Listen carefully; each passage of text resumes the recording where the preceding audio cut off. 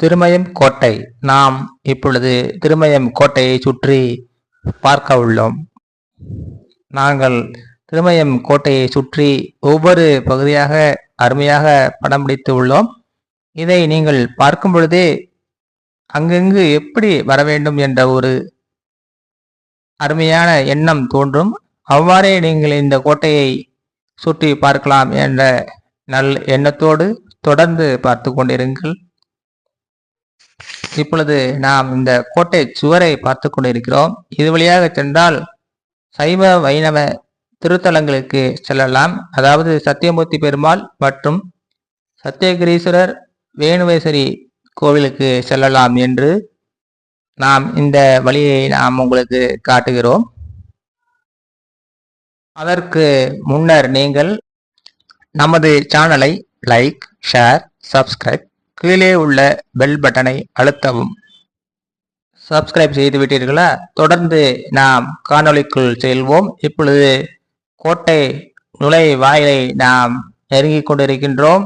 இது திறக்கும் நேரம் காலை 9 மணி முதல் 5 மணி வரை திறந்திருக்கும் என்ற ஒரு அரிய தகவலையும் நாம் இங்கே உங்களுக்கு கூறிக்கொள்கிறோம். இப்பொழுது நாம் இந்த கோட்டையின் மேல் ஏறுவதற்கு தயாராகிறோம். கோட்டையில் ஏறும்போது நாம் சற்று நல்ல உடல் நலத்துடன் ஏற வேண்டும் என்ற எண்ணத்துடன் கேட்டுக்கொள்ளுகிறோம்.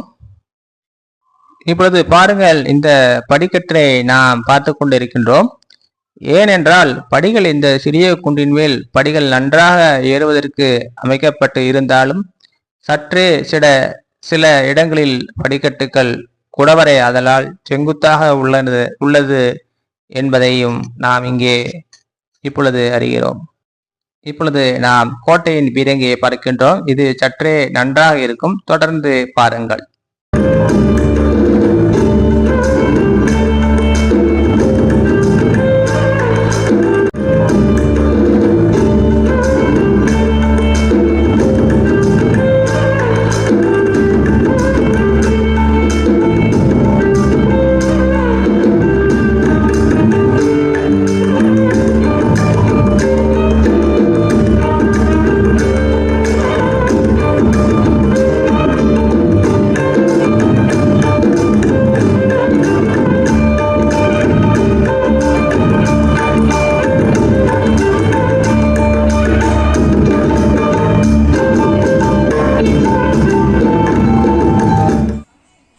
நான் இந்த கோட்டையின் மேல் ஏறும் பொழுது சற்றே எனக்கு உடல்நலம் சரியில்லாமல் இருந்தது என்பதை தெரிவித்துக் கொள்கிறேன். மேலும் உங்களுக்கு ஒரு முக்கிய செய்தியை சொல்ல விரும்புகிறேன். தலை சுற்றல், பிபி, சுகர் இருந்தால் சற்றே வருபவர்கள் மெதுவாக நின்று வரவும் என்று கூறி நாம் இந்த காணொளி மூலமே கோட்டைக்கு செல்லாமல் கோட்டையை பார்க்கலாம். கலை நயத்துடன் கூடிய அழகான பதிவை நீங்கள் தற்போது பார்த்து கொண்டு இருக்கின்றீர்கள். இப்பொழுது நான் பார்க்கும் இந்த கல் செங்குத்தாக ஒரே குன்றின் மேல் இப்படியே அமைத்து இதன் மேல் குகை கோவில், அதாவது சிவன் கோவிலும் ஒன்று சிவலிங்கமாகவே அழகாக காட்சி தருகிறது என்ற ஒரு தகவலையும் நாம் இங்கே அறிய முடிகிறது. இப்பொழுது நாம் இந்த செங்குத்தான படிக்கட்டுகளை பார்க்கிறோம். இதன் மேல் நாம் மெதுவாக ஏறி இப்படியே மேலே ஏறி சென்று கொண்டு இருந்தோம். மிகவும் அருமையாக இருந்தது. இது இப்படியே தரைமட்டமாக நடந்து செல்லலாம். மிகவும் எழிலுற அழகாக அமைக்கப்பட்டுள்ளது.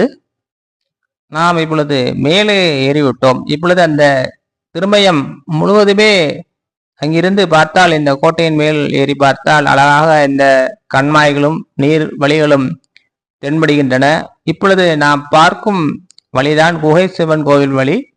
பின் காணொளியில் நாம் அதை பற்றி முழுவதும் போட்டு உள்ளோம். அதையும் நாம் ஒவ்வொன்றாக இதை ஏறும் முன்னர், அந்த வழிக்கு செல்லும் முன்னர் நாம் இப்படியே ஏறி மேலே பார்க்க இருக்கின்றோம். இப்பொழுது தொடர்ந்து நாம் பார்த்து கொண்டிருக்கின்றோம். இந்த சிறப்புமிக்க கோட்டையை ராமநாதபுரம் சேதுபதி மன்னர் கிழவன் சேதுபதி காலத்தில் 1676 ஆண்டு கட்டப்பட்டு இருக்கிறது என்ற செய்தியும் நாம் காண முடிகிறது.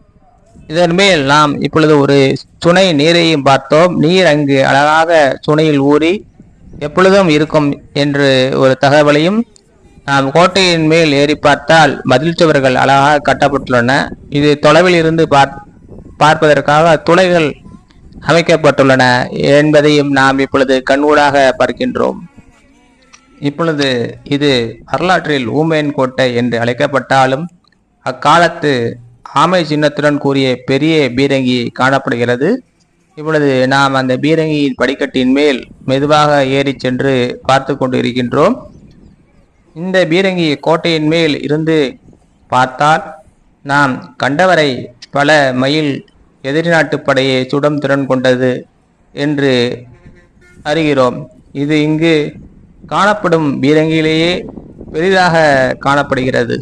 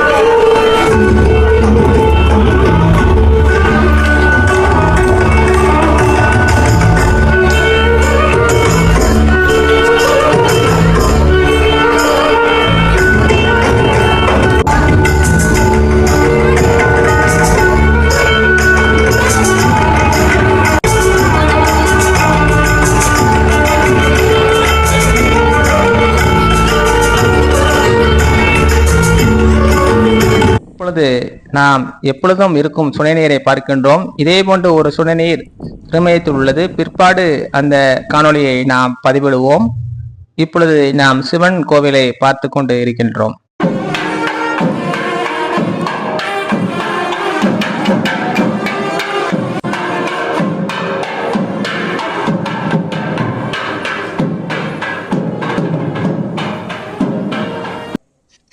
குகைக்கு எதிரே குகை கோவில் ஒன்று உள்ளது என்று கூறினோம் அல்லவா? அதில் படிக்கட்டில் ஏறினால் சிவபெருமான் சிவலிங்கமாக காட்சி தருகிறார். இதில் இரும்பு படிக்கட்டுகள் அமைத்துள்ளன. நாம் இங்கு கவனமாக ஏறி செல்ல வேண்டும். உடல் நடுக்கம், உடல்நலக்குறைவு உள்ளவர்கள் கீழேயே லிங்க ரூபத்தில் இருக்கும் சிவபெருமானை வழிபடலாம். நாம் இதை இப்பொழுது பார்த்து கொண்டு இருக்கின்றோம்.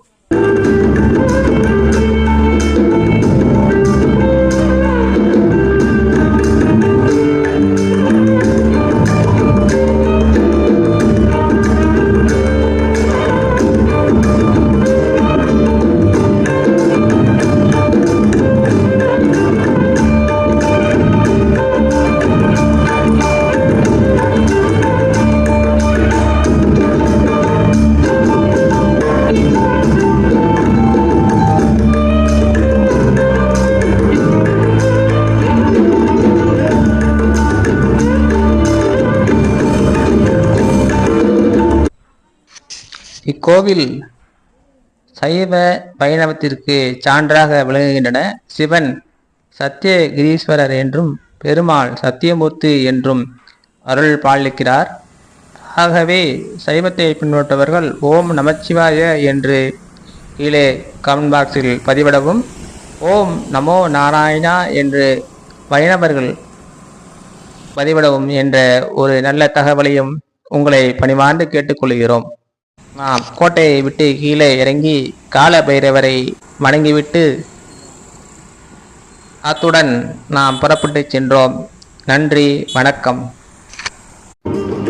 ஆக்கம், கலை, வடிவமைப்பு, குரல் ஸ்ரீ பாலாஜி அவர்கள்.